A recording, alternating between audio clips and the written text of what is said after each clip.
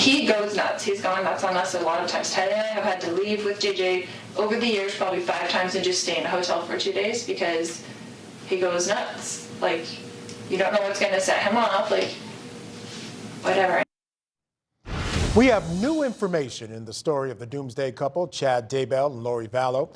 In an interview that aired Friday night on ABC, Lori's brother Adam Cox spoke to 2020 and went into vivid details regarding growing up with Lori and her current life behind bars. Now, during the interview, Adam revealed that there was really nothing unusual about growing up with Lori, but he recalls how later in life, Lori Vallow started to believe that she was a translated being who couldn't die and had spoken to Jesus Christ face to face. Now, just months later, her children, 8-year-old JJ and 16-year-old Tylee, went missing. Let's listen to a portion of that interview together. One thing she told me was that when she was in the temple, she said she saw Jesus Christ face to face and she talked to him. And I thought, that's an odd thing to say. Then we were standing in her kitchen and she said that she was turning into a translated being. And I was like, well, what do you mean you're turning into a translated being? And she said, I don't have to eat anymore. And if somebody shot me with a gun, the bullet wouldn't even go through me.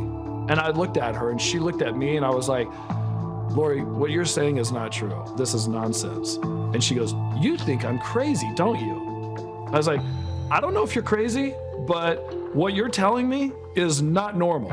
And this is not happening to you. And from that point, she tried to cut everything off with me. Did that surprise you? Oh yeah, I was surprised, for sure. Now, if you missed the program this past weekend, it is available to watch now on Hulu. All right, still with me, trial attorney Matthew Barhoma. Matthew, what do you make of those comments? I mean, you know, people get involved in cults all the time. She was involved in Chad and his particular group, and they start thinking crazy things. Doesn't really mean they're crazy. What do you make of his comments?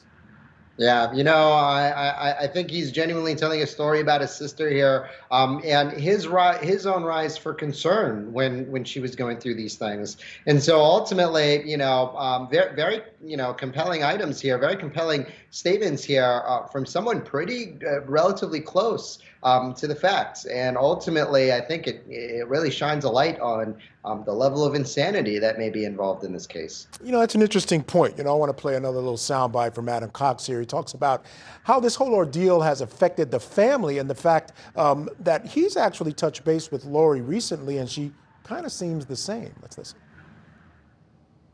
Adam, one thing that strikes me about this story is there's such a fascination with it around the country, around the world, but this is your family. This is your sister. This is your life. Our family is nothing the way it used to be. You don't know who to trust, who's saying what actually happened. And so some family members may believe one thing and other family members believe another thing. Do you know how Lori's doing today? My mom has talked to her. Okay. And it seems that my mom is saying that she's just the same as she's always been. My mom thinks that being in jail hasn't had any effect on her at all, as far as coming to reality of what actually is happening. That's interesting, Matthew, because again, you said, you know, it may be signs of insanity. Now, we know competency is an issue, right? She can't be tried yet because she's still considered incompetent. Now, that could change at any time. But I wonder if some of this type of talk, and we've heard it from other folks in the family as well, could become a part of a trial where perhaps insanity is an issue.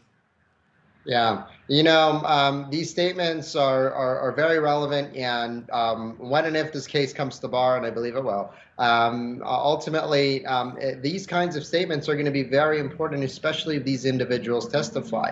As to the level of insanity and the competency issues, you know, ultimately, I think that, you know, jail maybe is not going to move, or incarceration is not going to move one way or another on her level of insanity. I think that this is someone who's experiencing deep kinds of insanity from before, and I believe that there's a lot underpinning, leading up to ultimately what happened. And so all of that is all going to be an intersection at any and all future proceedings in her case. Yeah, no question. And many of us think that she's ultimately going to point the finger at Chad Daybell.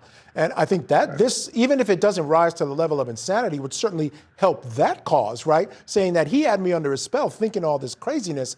He was the one that's responsible for all this. Absolutely. There's multiple different kinds of insanity. And ultimately how she addresses her case and how she plays this one out is going to be very, very, very pivotal into, how she puts on a defense for this kind of thing. And I think you're right. I agree with you, Michael. I think she's going to be pointing the finger here as much as she possibly can. Yeah, exactly. Now, when that trial happens, we don't know. She's still incompetent. And again, that could change at any time. But as of right now, she's not deemed fit to stand trial.